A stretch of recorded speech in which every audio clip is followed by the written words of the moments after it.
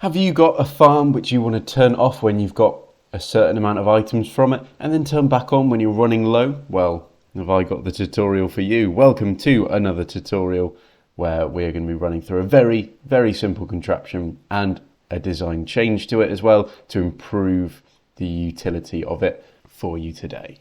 So here are the two contraptions. They're very slightly different. So what happens is that this here is your chest which you're going to fill up running in from your farm. For example, if you've got an iron farm running, you want this to fill up with iron blocks. And then you want to turn off your iron farm when it's full. Then you want to keep taking from it, but then you only want the farm to come back on when it's empty so that you get the biggest range of time to refill. So if we have a look at what happens here, I put in one netherite sword, two netherite swords, nothing happens.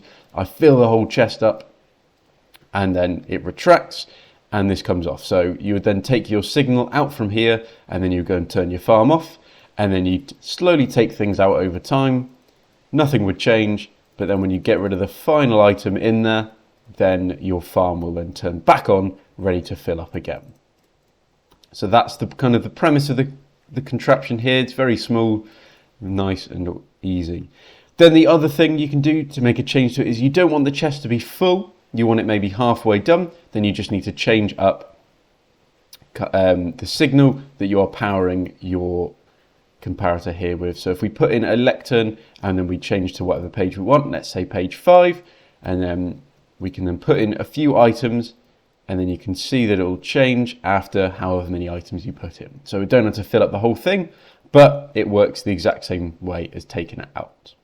So to build the first design, which is when the chest is completely full, you're going to need 2 blocks, 1 comparator, 1 redstone torch, 1 sticky piston, 1 redstone block, and then 1 container. So this could be a chest, a double chest, or a barrel, or any other sort of container. It's very simple to build. To start off with, you're going to have your container, and then behind it, you're going to place a block, which will have your comparator on top of, so that you're reading the output. This is then going to power into a block, which powers a redstone torch.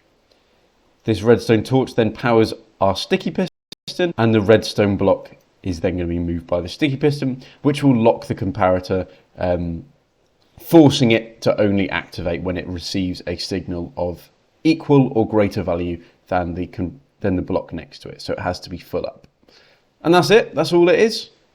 To build the modified design, which is the one where you're going to edit how much you want your chest to be full, you are going to need 5 blocks, 2 comparators, a lectern, a container, a redstone torch, a redstone dust, a sticky piston, and a book. Now this book is very important. It needs to have 15 pages in it. You can write whatever you want in here, and then these pages all show the different signal strengths that you can take it. So just like in our normal design, we're going to start off the exact same way with the chest, the comparator reading it, the block, and the torch. So the change up here is that instead of powering the piston directly, we're going to place a block with redstone dust on top, and then that redstone dust powers the piston here.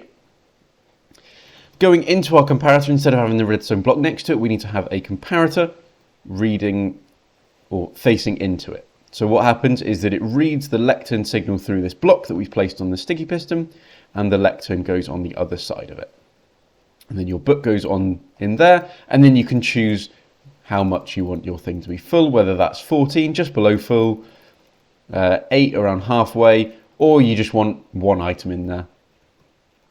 Then that is how that works. So we've currently got 1 item in there, anything goes in there, and then the comparator can no longer read the signal through there, and then it will now no longer work. So there we have it, 2 very simple contraptions, but can be very useful for creating smart factories and smart farms, and I hope that you will find a good use for them in your own worlds. If you do use these, please let me know in the comments what you're using them for, as I'm very excited to hear people using the technology. Thank you very much for watching, and goodbye.